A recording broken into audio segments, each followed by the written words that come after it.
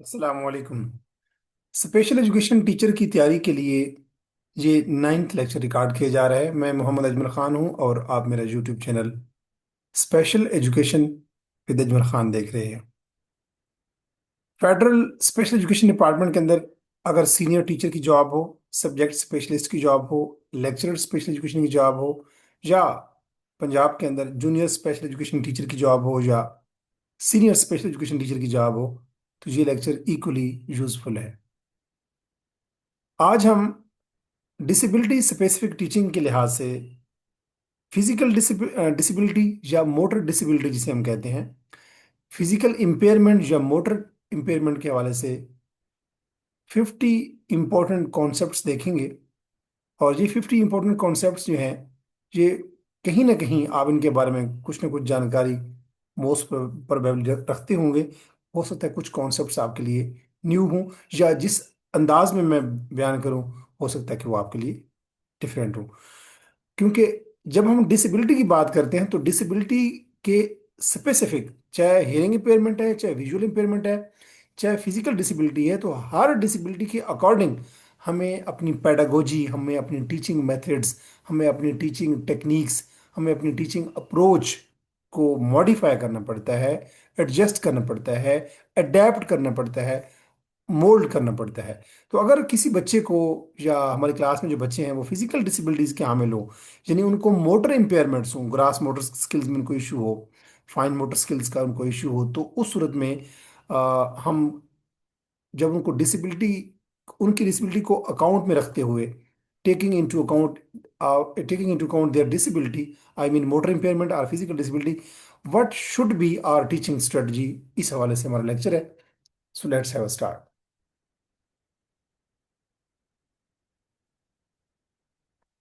सबसे पहले हम देखेंगे, जैसे मैंने बताया कि ये 50 to 55 मोस्ट इंपॉर्टेंट कॉन्सेप्ट्स हैं, और ये डिसेबिलिटी स्पेसिफिक टीचिंग में फिजिकल और मोटर इम्पेयरमेंट के हवाले से हैं। सबसे पहले हम कुछ देखेंगे कि असिस्टिव डिवाइसेस एंड टेक्नोलॉजी के लिहाज से कुछ चीज़ें देखेंगे। अगर हम असिस्टिव डिवाइसेस एंड टेक्नोलॉजी की बात करें, तो जो फिजिकली हैंडीकैप्ड बच्चे होते हैं या मोटर इंपेयरमेंट का शिकार जो बच्चे होते हैं, उसमें व्हील चेयर वो यूज़ करते हैं। ये व्हील चेयर्स इलेक्ट्रिक भी हो सकती हैं और ये मैनुअल भी हो सकती हैं। ये व्हील चेयर्स क्या है? ये बेसिकली मोबिलिटी डिवाइसेस होती हैं, यानी ये असिस्टिव डिवाइसेस होती हैं उनके लिए, जो उसको उनको अनेबल बनाती हैं, अनेबल करती हैं कि वो इंडिपेंडेंटली मूव कर सकें क्लासरूम में, स्कूल में, घर से क्लासरूम तक, या एक जगह से दूसरी जगह पे। तो इलेक्ट्रिक जो व्हील चेयर होती है, अगर कोई सवियर मोटर इंपेयरमेंट का हामिल बच्चा हो, जैसा कि अगर कोई सवियर पेशेंट हो, सेरिब्रल पाल्सी का जो बच्चा, तो उन बच्चों को इलेक्ट्रिक व्हील की वजह से एक जगह से दूसरी जगह जो है वो इंडिपेंडेंटली मूव करने में हेल्प होती है। इसी तरह वॉकर्स एंड क्रचेस, जो फिजिकली हैंडीकैप्ड बच्चे होते हैं या जिनको मोटर इंपेयरमेंट्स होती हैं, या जिनको फिजिकल इंपेयरमेंट्स होती हैं, वो वॉकर्स भी यूज़ करते हैं और क्रचेस भी यूज़ करते हैं। वॉकर्स तो आप लोग जानते होंगे, जैसे माएँ अपने छोटे बच्चों को लेके मूव करवा रही होती हैं। इसी तरह क्रचेस भी होते हैं, जो अक्सर फिजिकली हैंडीकैप्ड बच्चे जो हैं, लोग जो है, वो अपने दोनों शोल्डर के नीचे हेल्प में, मूवमेंट में हेल्प करने के लिए, अपने असिस्टेंट्स के लिए यूज़ करते हैं। तो ये बेसिकली वॉकर्स हों या क्रचेज हों, ये भी हमारे पास असिस्टिव डिवाइसेस हैं, और ये वो सपोर्ट डिवाइसेस हैं जो कि हमारी मोबिलिटी, जो फिजिकली हैंडीकैप्ड बच्चे होते हैं उनमें मोबिलिटी यानी कि मूवमेंट में और उनका बैलेंस कायम करने में हेल्प करती हैं। एक अगर बच्चा सेरिब्रल पाल्सी का शिकार है, तो उसको अपने स्कूल में सेफली मूव करने के लिए क्रचेज की जरूरत भी पड़ सकती है और वॉकर की जरूरत भी पड़ सकती है। अमूमन जो बच्चे बड़ी एज के होते हैं वो क्रचेज यूज कर रहे होते हैं, जो बच्चे छोटे होते हैं उनके लिए वॉकर्स यूज किए जाते हैं, जिसमें कोई ना कोई बंदा उनको एक जगह से दूसरी जगह ड्रैग कर रहा होता है। इसी तरह अगर हम बात करें प्रोस्थेटिक्स, ये भी इनके लिए असिस्टिव डिवाइसेस होती हैं, मोटर इंपेयरमेंट्स या फिजिकल इंपेयरमेंट्स के का शिकार बच्चों के लिए। प्रोस्थेटिक्स और ऑर्थोटिक्स, ये बेसिकली दो कॉन्सेप्ट्स हैं। प्रोस्थेटिक्स ये होते हैं कि एक आर्टिफिशियल बॉडी जो पार्ट है, वो हमारे, जो हमारे लिम्स, जो अपर दोनों हमारे बाजू हैं, जो हमारे लोअर लिम्स हैं, इनके दोनों जो टांग हैं, इनमें से कोई पार्ट भी, कोई एक बाजू, कोई एक टांग अगर मिस हो जाए, या वो हमारा अर्गन जो है, या लिम्ब जो है वो मिस हो जाए, हम खो दें, एम्पुटेशन हो जाए, तो आर्टिफिशियल बॉडी जो है वो लगाया जाता है, आर्टिफिशियल हाथ लगाया जा सकता है, आर्टिफिशियल टांग लगाई जा सकती है, आर्टिफिशियल बाजू लगाया जा सकता है। तो ये जो प्रोस्थेटिक हैं ये बेसिकली आर्टिफिशियल ऑर्गन्स होते हैं हमारे। जैसे प्रोस्थेटिक आर्म जो है, अगर एक बंदे का जो मसनूई बाजू है, वो हेल्प करता है एक लर्नर को कि वो उसकी वजह से वो किताबें उठा लेता है। अगर आप लोगों ने कुछ लोग देखे होंगे उनका बाजू होते ही नहीं है, कट चुका होता है किसी हादसे की वजह से, एक्सीडेंट की वजह से। तो जब तक वो आर्टिफिशियल वो नहीं लगाते, बाजू नहीं लगाते, इसको प्रोस्थेटिक कहते हैं, प्रोस्थेटिक आर्म, तो उस वक्त तक वो साइकिल को नहीं पकड़ सकते, किताब को सहारा नहीं दे सकते। तो प्रोस्थेटिक जो है ये भी उनके लिए असिस्टिव डिवाइसेज हैं या टेक्नोलॉजी कह लें। इसी तरह ऑर्थोटिक्स में क्या होता है कि ये बेसिकली ब्रेसेस होती हैं, ये सपोर्ट करती हैं वीक मसल्स को और जॉइंट्स को। अगर वीक जॉइंट्स हों हमारी बॉडी में या वीक मसल्स हों, तो ये जो ब्रेसेस हैं ये बेसिकली सपोर्ट सिस्टम होता है हमारा, जो वीक मसल को या वीक जॉइंट्स को हेल्प करती हैं, सपोर्ट प्रोवाइड करते हैं। लेग की ब्रेसेस जो होती हैं वो प्रोवाइड करती हैं कि लेग का जो पोस्चर है वो मेंटेन रहे। हम अगर कोई बच्चा जो है फिजिकल इंपेयरमेंट या मोटर इंपेयरमेंट का शिकार बच्चा है, अगर वो खड़ा है, तो जो लेग ब्रेसेस होंगी वो लेग के ऊपर ऐसा सपोर्ट सिस्टम होगा कि उसकी टांग को एक मखसूस पोस्चर में खड़ा रहने में हेल्प करेंगी। आप लोगों ने देखा होगा कुछ लड़कियां जो हैं या कुछ जो मेल हैं वो अपने दांतों पे ब्रेसेस लगाते हैं, तो वो दांतों को सपोर्ट करते हैं ताकि दांतों की जो ग्रोथ है वो प्रॉपरली हो सके, यानी कि वो दांत जो है वो टेढ़े ना हों। इसी तरह मैंने बताया कि आपको लेग ब्रेसेस भी हो सकती हैं। बाजू के ऊपर भी लोग ब्रेसेस यूज करते हैं अगर बाजू टूट जाए तो। इसी तरह अगर हम बात करें स्टैंडिंग फ्रेम्स ये भी असिस्टिव डिवाइसेस होती हैं। इसकी वजह से बच्चा जो है वो अपराइट सीधा खड़ा हो सकता है। अगर एक बच्चा वैसे सेरेब्रल पाल्सी का शिकार है, वो अपने आप को अपने बैलेंस नहीं कर सकता अपनी बॉडी को, तो जो स्टैंडिंग फ्रेम होता है, ये स्टील का या लोहे का बना होता है, इसमें बच्चा जो है उसकी इस मदद से अपने आप को अपराइट सीधा खड़ा हो सकता है। ये छोटे बच्चे इस्तेमाल करते हैं जो खुद इंडिपेंडेंटली स्टैंड नहीं कर सकते क्लास के दौरान। तो इसी तरह अगर हम बात करें तो अडेप्टिव राइटिंग टूल्स भी होते हैं। फिजिकल इंपेयरमेंट या मोटर इंपेयरमेंट के बच्चे जो होते हैं वो अडेप्टिव राइटिंग टूल्स यूज करते हैं। ये मॉडिफाइड टूल्स होते हैं, यानी टूल्स होते हैं वो उनको हमने मोल्ड किया होता है। और ये जो फिजिकल इंपेयरमेंट के हामिल बच्चे होते हैं, फिजिकली हैंडीकैप्ड बच्चों को हेल्प करते हैं लिखने में। फॉर एग्जांपल पेंसिल ग्रिप्स होती हैं कुछ, पेंसिल जो ग्रिप्स होती हैं वो हेल्प करती हैं। अगर बच्चा हैंड राइटिंग कर रहा है तो हैंड राइटिंग में बच्चों को कंट्रोल नहीं होता, तो ये जो पेंसिल ग्रिप्स होती हैं ये बेसिकली अडेप्टिव राइटिंग टूल्स हैं। उस तरीके से बच्चे का जो हाथ है उसकी ग्रिप मजबूत हो जाती है और वो बच्चा जो है उसको हैंड राइटिंग में हेल्प होती है। तो ये भी असिस्टिव डिवाइसेज है या टेक्नोलॉजी कह रहे हैं आप, असिस्टिव टेक्नोलॉजी है। स्पेशल सीटिंग अरेंजमेंट की जाती है फिजिकली हैंडिकैप्ड बच्चों के लिए, यानी इनकी जो सीटिंग है, सीटिंग अरेंजमेंट या सिटिंग कह लें, उसको कस्टमाइज या टेलर्ड या मॉडिफाई किया जाता है ताकि उनकी बॉडी का पोस्चर मेंटेन रहे, कंफर्ट उनका मेंटेन रहे। और यूं सपोर्टिव चेयर इनकी जो होती हैं वो एक सीटिंग स्पेशल सीटिंग अरेंजमेंट की एक मिसाल है। कि इनकी सपोर्टिव जो चेयर है उनको प्रिवेंट करती है कि इनकी जो स्पाइनल कॉर्ड है उसमें कोई स्ट्रेन या दबाव या मोड़ ना आ जाए। तो इनकी मखसूस टेलर्ड कस्टमाइज मॉडिफाइड जो है इनकी सीटिंग चेयर्स बनाई जाती हैं। तो ये भी इनकी असिस्टिव डिवाइसेस या असिस्टिव टेक्नोलॉजीज हैं। इसी तरह कंप्यूटर एक्सेसिबिलिटी टूल्स होते हैं इन बच्चों के लिए। इनके लिए ऐसे सॉफ्टवेयर और ऐसे हार्डवेयर कंप्यूटर के इक्विपमेंट्स होते हैं। For example on screen keyboards होते हैं इनके, यानी कि जो इनके कीबोर्ड्स होते हैं और वो उनके स्क्रीन के साथ इस तरह एडजस्ट होते हैं कि ऐसे जो स्टूडेंट्स होते हैं जिनकी हैंड की मूवमेंट लिमिटेड हो। तो वैसे तो अगर आपने देखा होगा कि जो हम कंप्यूटर यूज़ करते हैं तो उसका कंप्यूटर का मॉनिटर कहीं पे पड़ा होता है, उसका कीबोर्ड कहीं पड़ा होता है। लेकिन इनका जो कीबोर्ड होता है वो स्क्रीन के साथ ही होता है, क्योंकि इनके ये अपने हाथों का बहुत ज़्यादा मूवमेंट नहीं कर सकते जो फिजिकल इंपेयरमेंट या मोटर इंपेयरमेंट के शिकार बच्चे होते हैं। तो इनका जो स्क्रीन होता है और उनका जो कीबोर्ड होता है वो साथ साथ होते हैं। तो इनके जो हार्डवेयर और इनके जो स्पेशल सॉफ्टवेयर होते हैं, कस्टमाइज्ड टेलर्ड मॉडिफाइड, ये भी उनके लिए असिस्टिव डिवाइसेस हैं।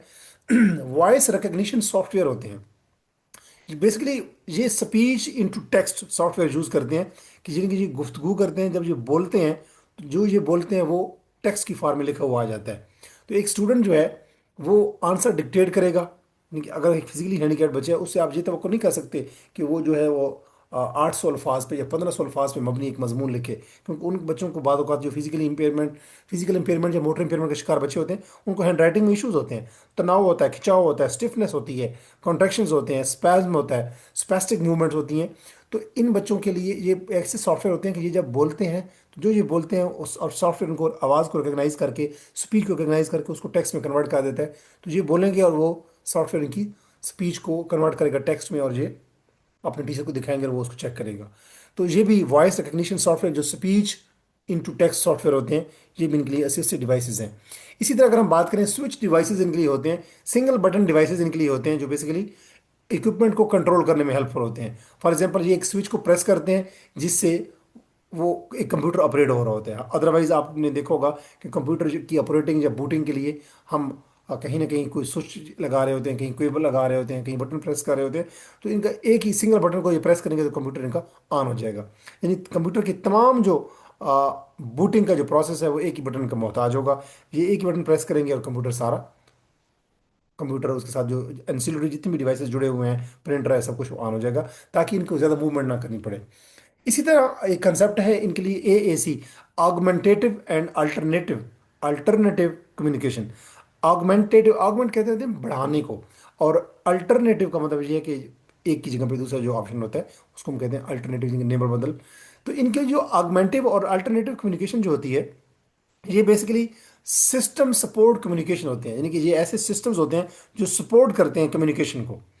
अगर पिक्चर बोर्ड है, एक बच्चा जो है वो नॉन वर्बल है, यानी कि वो वोकल नहीं है, वो गुफ्तगू नहीं करता, तो उसके लिए पिक्चर बोर्ड होगा। वो पिक्चर बोर्ड का की तरफ इशारा करके, पिक्चर बोर्ड को यूज करके इशारा करेगा या बताएगा, इंस्ट्रक्शन देगा या हेल्प के लिए पुकारेगा। तो पिक्चर बोर्ड के ऊपर लिखा होगा वाटर, टॉयलेट। तो अगर वो टॉयलेट का इस तरफ इशारा करेगा या उसको पिक्चर बोर्ड को उठाएगा, तो इसका मतलब ये है कि ही और she is calling for natural call. इसी तरह अगर वो वाटर लिखा हुआ है तो इसका मतलब है कि उसको अगर वो उठाएगा या उसके ऊपर उंगली रखेगा, इसका मतलब है कि वो पानी मांग रहा है। तो इसी तरह इनके लिए पिक्चर बोर्ड जो होते हैं वो इनके लिए अल्टरनेटिव, अल्टरनेटिव कम्युनिकेशन और ऑगमेंटेटिव मेथड्स हैं। तो ये भी इनके लिए असिस्टिव डिवाइसेस हैं। इसी तरह अल्टरनेटिव का वर्ड इसलिए यूज़ किया गया है क्योंकि जो नॉर्मल कम्युनिकेशन बाकी लोग कर रहे होते हैं उसकी निस्बत ये डिफरेंट कम्युनिकेशन का टेक्निक यूज़ करते हैं। तो ये अल्टरनेटिव हो गया। ऑगमेंटेटिव इसलिए होता है कि क्योंकि इनकी जो पिक्चर बोर्ड होते हैं वो बड़े प्रोनाउंस होते हैं, वो बड़े लार्जर फॉन्ट के होते हैं। इसी तरह अगर हम बात करें, मोबाइल ऐप्स इनके लिए होती हैं, इनकी एक्सेसिबिलिटी को बढ़ाने के लिए, फिजिकल और मोटर इंपेयरमेंट बच्चों के लिए ऐसी ऐप्स होती हैं जो इनको एड करती हैं इनकी हेल्प, इनकी लर्निंग में और इनकी इंडिपेंडेंस में। तो ऐसी ऐप्स ये यूज़ करते हैं जिनकी वजह से इनकी मूवमेंट में, इनकी इंडिपेंडेंस में, इनकी लर्निंग में हेल्प होती है। तो टेक्स्ट टू स्पीच जो जैसे मैंने सॉफ्टवेयर बताया या एप्लीकेशन बताई, वो हेल्प करता है इनको रीडिंग में। तो टेक्स्ट टू स्पीच, पहले हमने बताया कि स्पीच टू टेक्स्ट कहा था, हम जब ये बोलते हैं तो टेक्स्ट में कन्वर्ट हो जाता है। फिर ये जो टेक्स्ट है, अब अगर इनके सामने सपोज टेक्स्ट पड़ा हो, तो अब कुछ बच्चे ऐसे भी होते हैं जो इनके सामने टेक्स्ट लिखा होता है और वो उसको चाहते हैं कि ये हम सुन पाएं कि ये क्या कहा जा रहा है, ये क्या लिखा हुआ है। तो वो ऐसे सॉफ्टवेयर होते हैं जो इनके सामने जो टेक्स्ट होता है, जो किताब होती है, वो उसको कन्वर्ट कर देते हैं स्पीच में, तो ये सुन पाते हैं। तो जो फिजिकली हैंडीकैप्ड बच्चा है वो ज़रूरी नहीं है कि उसका कान भी मुतासर हो, अगर वो सुन रहा है, वो सुनने में उसको कोई इशू नहीं है, तो ऐसे सॉफ्टवेयर होंगे कि ऐसा अगर टेक्स्ट है जो मुश्किल है, तो ऐसा सॉफ्टवेयर होगा जो टेक्स्ट को स्पीच में कन्वर्ट करेगा, जो सुनेंगे और उनको समझ आ जाएगी। इसी तरह इनके टेक्स्ट टू स्पीच या स्पीच टू टेक्स्ट सॉफ्टवेयर दोनों इन बच्चों के लिए असिस्टिव डिवाइसेस का काम करते हैं। स्मार्ट क्लासरूम अडेप्टेशन इनके लिए होती हैं, यानी टेक्नोलॉजी एनहेंस क्लासरूम्स होती हैं इनके लिए, तो इनकी एक्सेसिबिलिटी बढ़ाने के लिए। इंटरेक्टिव बोर्ड होते हैं, आप लोगों ने देखा होगा बहुत सारे यूट्यूबर्स जो होते हैं वो इंटरेक्टिव बोर्ड यूज़ कर रहे होते हैं, जिनके ऊपर वो प्रेस करते हैं, सेंसर होता है, टच स्क्रीन होती है, और उसमें वो डिफरेंट थीम्स, कंट्रास्ट, कलर्स और डिफरेंट फीचर्स होते हैं। तो इनके लिए विजुअल इंगेजमेंट बहुत ज़रूरी होती है फिजिकली हैंडीकैप्ड बच्चों के लिए। तो इनके लिए मोबाइल स्मार्ट क्लासरूम अडेप्टेशन जैसे प्रोजेक्टर हो गया। इसी तरह अगर हम बात करें, इन्वायरमेंटल कंट्रोल यूनिट्स भी इनके लिए होते हैं, वो भी असिस्टिव डिवाइसेज हैं। फॉर एग्जांपल ऐसे डिवाइसेज जो उनकी सराउंडिंग को कंट्रोल करने में हेल्प करते हैं। एक स्टूडेंट जो है वो स्विच करता है लाइट्स को या फैंस को, किसकी मदद से? रिमोट की मदद से। तो जो रिमोट उनके लिए, जिसकी वजह से वो कहीं पे बैठे हुए पंखा चला देंगे, AC चला देंगे, या उनको ऑन ऑफ कर देंगे, या लाइट्स को ऑन ऑफ कर देंगे, उनको मूव करके दरवाजे के पास जाके या दीवार के पास जाके जो बटन है उनको ऑन ऑफ नहीं करना पड़ेगा। स्विच दबाएगा तो लाइट ऑन ऑफ, स्विच दबाएगा तो पंखा ऑन ऑफ, स्विच दबाएगा तो AC ऑन ऑफ। तो रिमोट इनके लिए क्या है? ये इन्वायरमेंटल कंट्रोल यूनिट है इनके लिए, ये भी इनके लिए असिस्टिव डिवाइस है। इसी तरह अगर हम बात करें तो लो और हाई टेक कुछ एड्स होती हैं। तो लो और हाई टेक एड्स में ज़रा हम फ़र्क देख लेते हैं कि जो लो टेक होती एड्स होती हैं या असिस्टिव डिवाइसेस होती हैं, वो बहुत सिंपल होती हैं, जैसे एक चार्ट हम यूज़ कर रहे हैं, तो ये लो टेक एड है। हाई टेक जो एड्स होती हैं वो बड़ी एडवांस होती हैं। फॉर एग्जांपल सॉफ्टवेयर का इस्तेमाल, चाहे वो टेक्स्ट टू स्पीच सॉफ्टवेयर हो, चाहे वो स्पीच टू टेक्स्ट सॉफ्टवेयर हो। तो फ्लैश कार्ड क्या है? ये लो टेक की मिसाल है, लो टेक एड की। एड कहते हैं हेल्प को, असिस्टेंस को, असिस्टिव डिवाइसेस को। तो फ्लैश कार्ड या चार्ट सिंपली जो होते हैं ये लोटेक एड्स होते हैं। और अगर हम बात करें सॉफ्टवेयर की या स्पीच जनरेटिंग डिवाइसेस जो स्पीच प्रोड्यूस करते हैं ऐसे डिवाइसेस, तो वो क्या होते हैं, हाई टेक एड्स कहलाते हैं। इसी तरह अगर हम बात करें कि टीचिंग स्ट्रेटजीज इनके लिए क्या होंगी, इनके लिए पहले इंडिविजुअल टीचिंग का कॉन्सेप्ट है कि इनके लिए जो इंस्ट्रक्शन होती है उसको टेलर किया जाता है, मॉडिफाई किया जाता है, कस्टमाइज किया जाता है, चेंज किया जाता है लर्नर की नीड के मुताबिक। क्योंकि जो लर्नर होता है वो फिजिकल इंपेयरमेंट का शिकार है, मोटर इंपेयरमेंट का शिकार है, तो उनके लिए जो इंस्ट्रक्शन होगी उसको हम टेलर करेंगे। इंडिविजुअल जो इंडिविजुअलाइज्ड, आप लोगों ने सुना होगा आईईपी, इंडिविजुअलाइज एजुकेशन प्लान या इंडिविजुअलाइज एजुकेशन प्रोग्राम, उसको इंडिविजुअलाइज इसलिए कहा जाता है कि उस इंडिविजुअल की नीड के अकॉर्डिंगली वो प्लान या प्रोग्राम होता है। तो इनके लिए जो लेसन होता है उसको अडेप्ट किया जाता है, चेंज किया जाता है लर्नर की नीड के मुताबिक, क्योंकि उनको फिर मोटर इंपेयरमेंट है, फिजिकल इंपेयरमेंट है, वो फिजिकली हैंडीकैप्ड है। तो इनके लिए जो अडेप्टिव लेसन प्लान होगा, adaptive lesson pace for a slow learner, एक बच्चा जो स्लो लर्नर है उसके लिए जो लेसन प्लान होगा वो बड़ा स्लो होगा, उसकी पेस स्लो होगी, उसकी रफ्तार कम होगी। टास्क एनालिसिस भी एक इनके लिए टेक्निक है, इनके लिए टीचिंग मेथड है। टास्क एनालिसिस का मतलब ये है कि जो लंबा या कॉम्प्लिकेटेड या मुश्किल या टफ टास्क है उसको हम ब्रेक करके छोटे छोटे स्मॉल स्टेप्स में करते हैं, तो जो बच्चा बतदरीज एवॉल्विंग वे में one step step by step सीखता है। फॉर एग्जाम्पल हम अगर हम बच्चे को राइटिंग सिखा रहे हैं तो पहले उसको पेंसिल पकड़ना सिखाएंगे, फिर उसको लेटर लिखना सिखाएंगे, फिर लेटर को जोड़ना सिखाएंगे, फिर उसके वर्ड्स बनेंगे, फिर वर्ड्स को मिला के सेंटेंसेस बनेंगे, और इस तरीके से। तो ये टास्क एनालिसिस है कि हमने मुश्किल काम को ब्रेक कर दिया छोटे छोटे पीसेस में, स्टेप्स में। इस तरह एक्टिविटी बेस्ड लर्निंग भी करवाई जाती है फिजिकली हैंडिकैप्ड बच्चों के लिए। ऐसी एक्टिविटी, ऐसी लर्निंग जो कि एक्टिविटीज़ के थ्रू हो उसको हम कहते हैं activity based learning. For example in बच्चों को कुछ कुछ गेम्स इनके लिए यूज़ करवाई जाती हैं ताकि इनको काउंटिंग का कंसेप्ट आ सके। तो फिजिकली हैंडिकैप्ड जो मोटर इंपेयरमेंट के जो शिकार बच्चे होते हैं उनके लिए कुछ गेम्स यूज़ की जाती हैं ताकि उनको काउंटिंग का कंसेप्ट, यानी कि 1 से लेकर 100 तक और इस तरह आगे भी, तो ये काउंटिंग जो है उसके लिए कुछ गेम्स का इस्तेमाल करना, ये एक्टिविटी बेस्ड लर्निंग कहलाएगा। और ये भी इनके लिए टीचिंग एक मेथड होता है फिजिकली हैंडिकैप जो मोटर इंपेयरमेंट का शिकार बच्चों के लिए। मल्टी सेंसरी टीचिंग का मतलब ये होता है कि मल्टीपल सेंसेस यूज करते हैं, जैसा कि विजुअल उनको कुछ दिखाते भी हैं प्रोजेक्टर पे या फ्लो चार्ट या कुछ भी फ्लैश कार्ड वगैरह, या उनके लिए कोई स्क्रीन या मॉनिटर या लैपटॉप या प्रोजेक्टर। साथ साथ उनको टैक्टाइल मटेरियल, ऐसी चीज़ें होती हैं जिसको वो छू के चीज़ों को महसूस करके चीज़ों के बारे में अवेयरनेस लेते हैं। जैसे कंक्रीट ऑब्जेक्ट्स हैं उनको हाथ लगा के पकड़ के इस तरीके से वो महसूस करके चीज़ों की उनकी जो छूने की जो हिस्सा है टैक्टाइल, उससे। अब विजुअल और टैक्टाइल ये दोनों मिलके जो होंगे तो इसको कहेंगे, हम कहेंगे कि ये मल्टीपल सेंसेस यूज हो रही हैं। तो इस तरीके से उनको, अब अल्फ़ाबेट्स आप लोगों ने देखा होगा कुछ क्लासरूम के अंदर अल्फ़ाबेट्स बने होते हैं, ए की शेप बनी होती है, बी की, तो वो जब कंक्रीट ऑब्जेक्ट उठाते हैं जो ए बना होता है, बी बना होता है, या कोई भी लेटर बना होता है उर्दू का, इंग्लिश का या अरबी का, तो उससे बेसिकली वो टच करके उसको महसूस कर रहे होते हैं कि ये ए है, ये बी है, ये सी है, इस तरीके से। और विजुअल कलर में उनको चीज़ दिखाई जाती है डिफरेंट फॉन्ट्स में, डिफरेंट इफेक्ट्स में, डिफरेंट ट्रांजिशंस में, तस्वीरों की मदद से, वीडियो की मदद से, मूवी की मदद से। डिफरेंशिएटेड इंस्ट्रक्शन एक कंसेप्ट होता है फिजिकली हैंडिकैप्ड बच्चों के लिए। डिफरेंशिएटेड इंस्ट्रक्शन का मतलब ये है कि हमने बतौर फिजिकल एजुकेशन टीचर अपनी टीचिंग को हमने अडेप्ट करना होता है। जो हमारे सामने बच्चे बैठे होते हैं डाइवर्स नीड्स के, डाइवर्स जो लर्नर्स होते हैं, जो स्पेशल स्टूडेंट्स होते हैं या स्टूडेंट विद स्पेशल जो नीड्स होते हैं, उनके मुताबिक हम अपनी जो इंस्ट्रक्शंस है, हम अपनी जो टीचिंग मेथड है उसको हम अडेप्ट करते हैं, चेंज करते हैं, मोल्ड करते हैं, मॉडिफाई करते हैं, कस्टमाइज करते हैं। सिंपलर टास्क बच्चों को देते हैं, कुछ बच्चों को, अब हमें पता होता है कि कुछ बच्चे जो है उनको फिजिकल इंपेयरमेंट उनकी है, सवियर किस्म की है, सेरेब्रल पाल्सी का वो शिकार है, तो उनको हम बड़े सिंपल टास्क देते हैं। तो इसका मतलब है कि हमने अपनी इंस्ट्रक्शन को चेंज कर दिया, बच्चे की डिसेबिलिटी को देखते हुए उसके लिए टास्क हमने आसान कर दिया। एक बच्चा जो है वो नॉर्मल है, उसके लिए हम टास्क मुश्किल कर देंगे। तो अब हमने क्या किया, इंस्ट्रक्शन को डिफरेंशिएट किया है, इंस्ट्रक्शन को चेंज किया है, तो that is called differentiated instruction.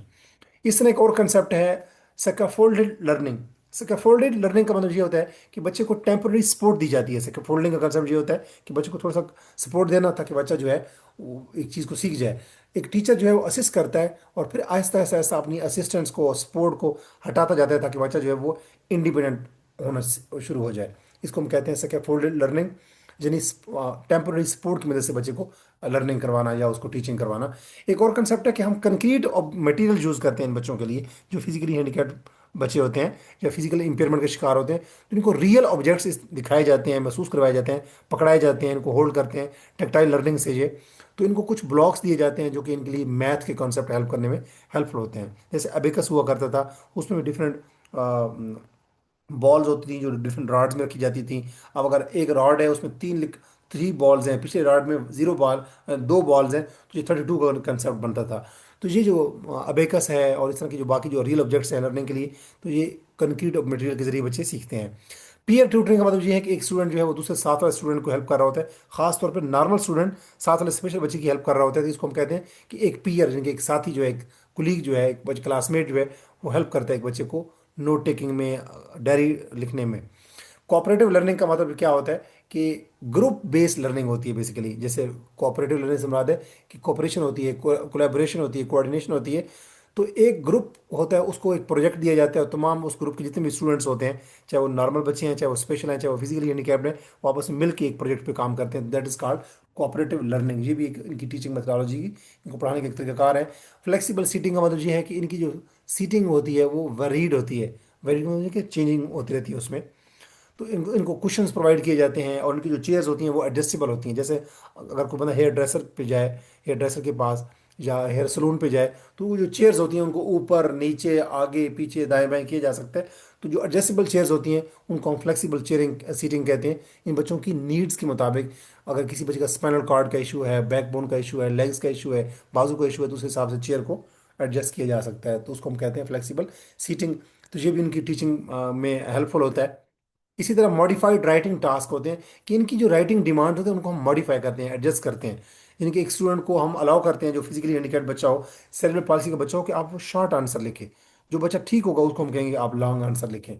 तो एक जो फिजिकली हैंडिकैप्ड बच्चा है उसको से आप ऐसे नहीं लिखवाएंगे, शॉर्ट आंसर लिखवाएंगे जो एक लाइन का होगा या 2-3 वर्ड्स का होगा।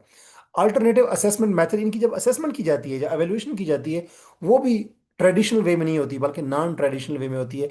कस्टमाइज होती है, टेलर्ड होती है, मॉडिफाइड होती है। और इन बच्चों से ऑरल एग्जाम्स करवाए जाते हैं रिटर्न की बजाय। रिटर्न एग्जाम उन बच्चों से करवाए जाते हैं जिनकी राइटिंग में कोई इशू ना हो, क्योंकि ऐसे बच्चे जो होते हैं मोटर इंपेयरमेंट का शिकार बच्चे, वो सेरेब्रल पाल्सी का शिकार हो सकते हैं, मस्कुलर डिस्ट्रॉफी हो सकती है, उनको लिखने में प्रॉब्लम हो सकता है। तो उनसे ऑरल आंसर लिए जाते हैं, उनको कहा जाता है कि आप बोल के जवाब दे दें। तो इनकी जो असेसमेंट है वो भी मॉडिफाइड होती है। इसी तरह अगर हम देखें, विजुअल सपोर्ट सिस्टम इनके लिए यूज़ किया जाता है टीचिंग के लिए, इनकी लर्निंग को प्रमोट करने के लिए।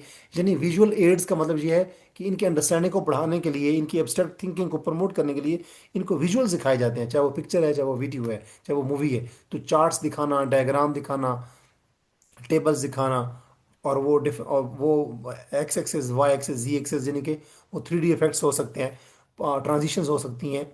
तो ये जो और एमोजीज हो सकती हैं। तो ये जो विजुअल स्पोर्ट्स होती हैं इन बच्चों को, इनको देखे ये बच्चे जल्दी लर्न करते हैं। ये भी इनकी आप कह सकते हैं कि इंस्ट्रक्शन में हेल्पफुल होते हैं। इन बच्चों को कुछ अच्छा, इसके अलावा breaking task into small steps, जैसे मैंने कहा था कि टास्क एनालिसिस होता है, तो इनके जो कॉम्प्लिकेटेड या कॉम्प्लेक्स या इंट्रिकेट कॉन्सेप्ट्स होते हैं उनको छोटे छोटे स्टेप्स में तकसीम किया जाता है, जिसको टास्क एनालिसिस कहते हैं।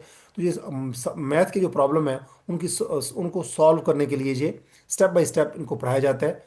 छोटे छोटे बड़े कॉम्प्लिकेटेड टास्क को, अलजेब्रा के क्वेश्चन को स्मॉल टॉपिक्स में या स्टेप्स में कन्वर्ट किया जाता है। That is called breaking task into small steps और टास्क एनालिसिस।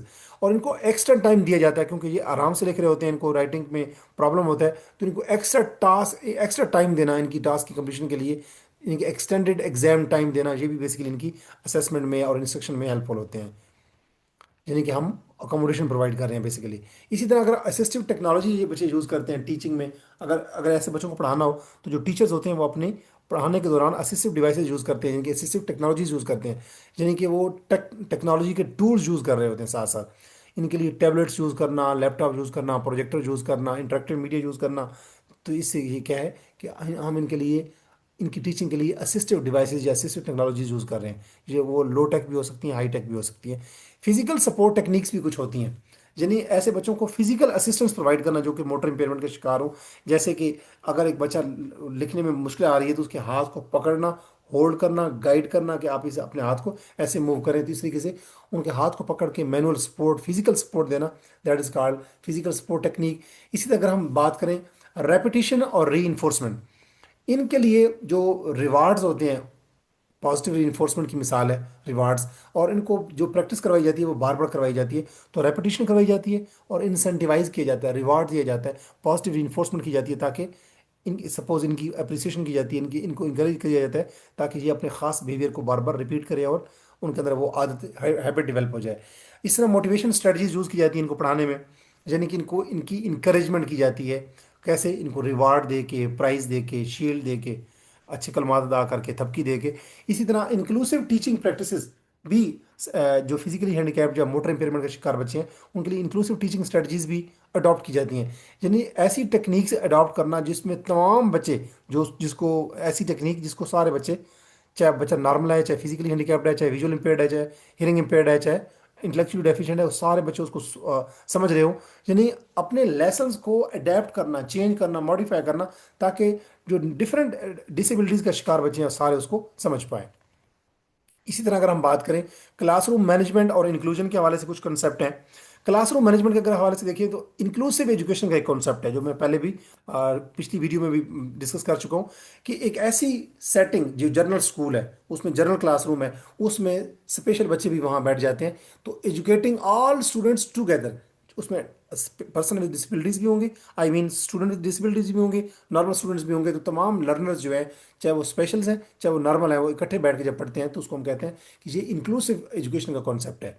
यानी डिसेबल और एबल्ड, यानी या डिसेबल या नॉन डिसेबल जो है बच्चे, वो एक ही क्लासरूम में एक ही वक्त में बैठ के एक ही टीचर से पढ़ रहे होते हैं।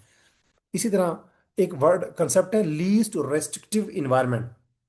एक ऐसे बच्चे जो जो एक टीचिंग का जो कॉन्सेप्ट है स्पेशल बच्चों को पढ़ाने का, यानी कि टीचिंग का वो इन्वायरमेंट जिसमें जो जो इन मैक्सिमम लेवल पे इंक्लूसिव हो, यानी तमाम जो लर्नर्स हैं, चाहे वो एबल हैं, नॉन एबल है, डिसेबल हैं, नॉन डिसेबल्ड हैं, तमाम बच्चे उसमें बैठ के बगैर रिस्ट्रिक्शंस के, बगैर रुकावटों के सीख रहे हो, तो उसको हम कहते हैं ये लीस्ट रेस्ट्रिक्टिव इन्वायरमेंट है।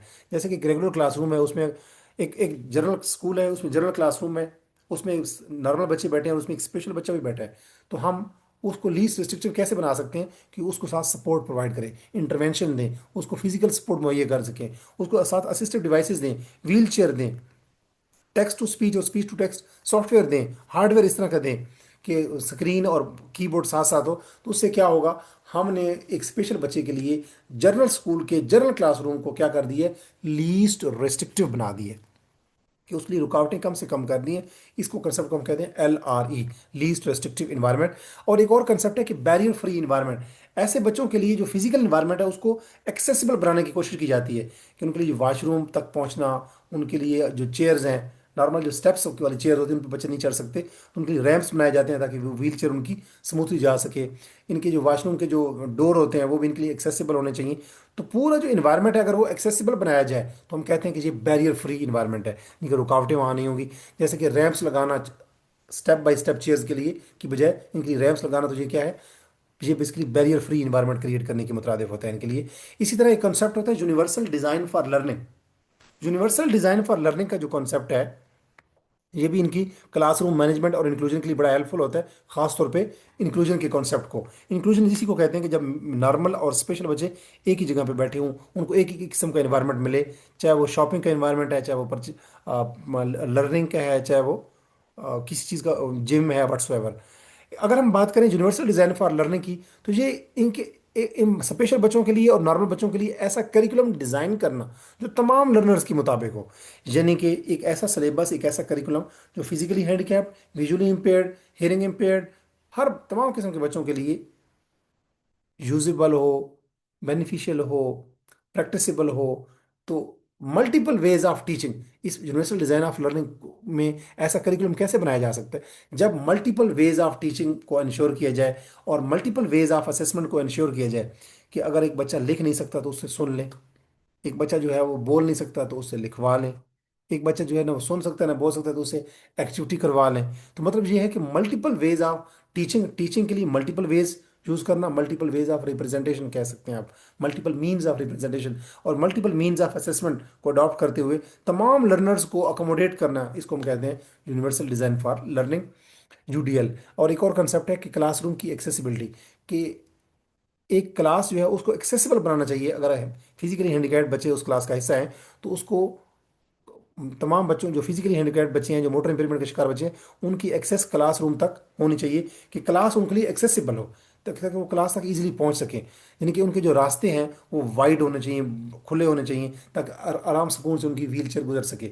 अब लाहौर में कुछ ऐसी गलियां भी हैं जहाँ पे बड़ी मुश्किल से बंदा गुजर सकता है, जिसको निकाह वाली गली कहा जाता है। मुश्ताक यूसुफी के अफसानों के अंदर जिक्र है कि लाहौर में कुछ गलियां, एक गली ऐसी इतनी तंग भी है कि उसमें अगर एक तरफ से लड़की आ रही हो, एक तरफ से लड़का आ रहा हो, तो उनके दरमियान में सिर्फ निकाह की गुंजाइश बचती है, यानी कि इतना वो तंग गली है। अब वहाँ पे व्हील चेयर नहीं गुजर सकती अगर व्हील चेयर चौड़ी है तो। लिहाजा हमें इनके लिए ऐसी गलियाँ, ऐसे इन्वायरमेंट, ऐसे पाथ बनाने चाहिए ताकि उनकी व्हील चेयर ईजिली गुजर सके। तो इसको हम कहते हैं कि ये क्लासरूम एक्सेसिबिलिटी है। इनकी क्लासरूम्स को, इनकी गलियों को, जो हमारे सड़कें होती हैं, हमारे जो स्कूल के जो कॉरिडोर्स होते हैं, जो गैलरीज होती हैं, उनको एक्सेसिबल बनाना चाहिए। इसको हम कहते हैं कि क्लासरूम को हम एक्सेसिबल बना रहे हैं इनके लिए। सीटिंग अरेंजमेंट जैसे मैंने पहले बताया, तो इनकी जो सीटिंग होती है वो इनके लिए सपोर्टिव होनी चाहिए, और उसको मॉडिफिएबल होना चाहिए, एडजस्टेबल होना चाहिए।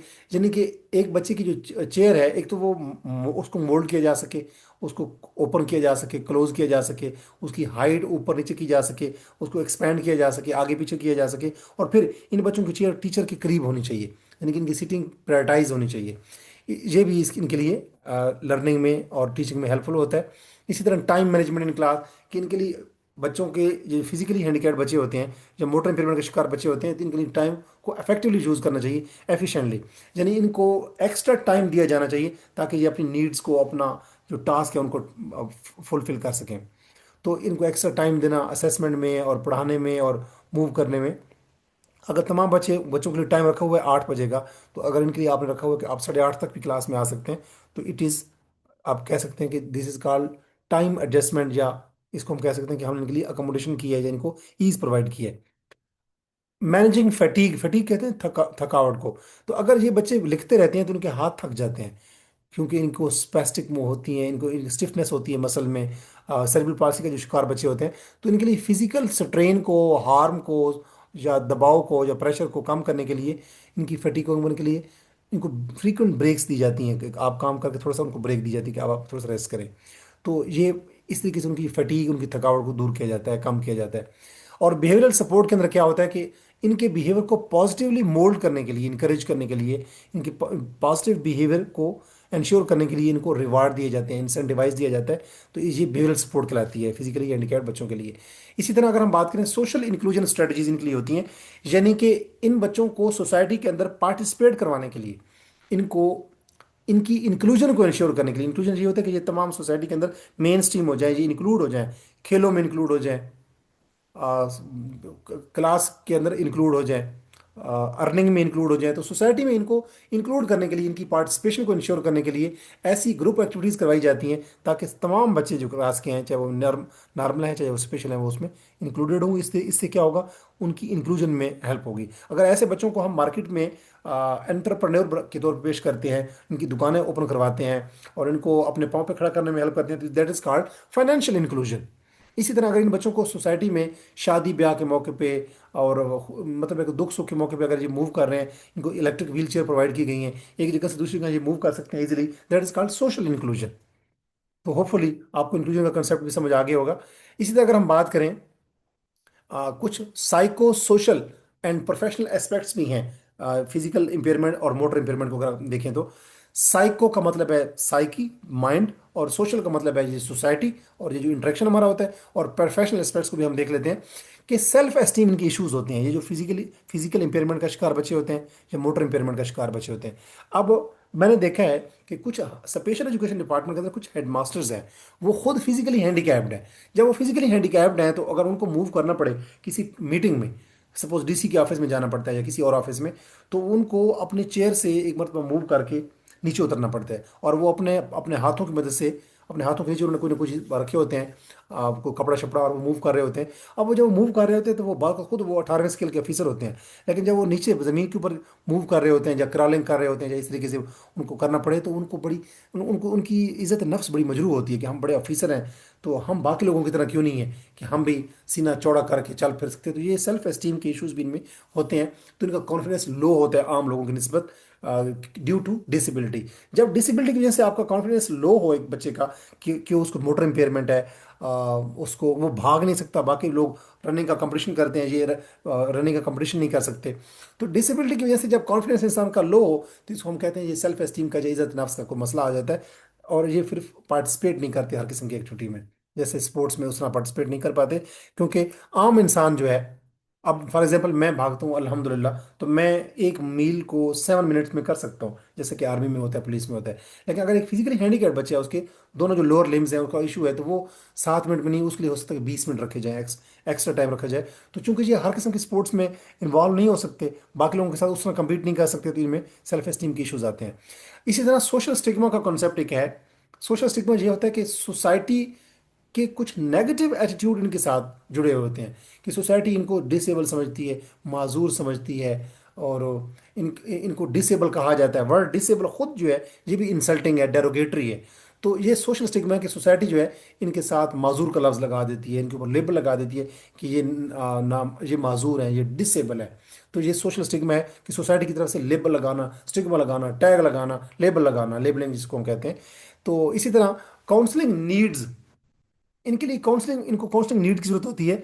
इनकी कोई नीड्स होती हैं कि इनको काउंसल किया जाए, यानी कि इनको इमोशनल सपोर्ट मुहैया करने की हमेशा इनको ज़रूरत होती है। इनकी रिक्वायरमेंट होती है कि इनको इमोशनली तौर पे इनको मोटिवेट किया जाए, इंस्पायर किया जाए, इमोशनल इमोशनल वेलफेयर पे इन पे काम किया जाए।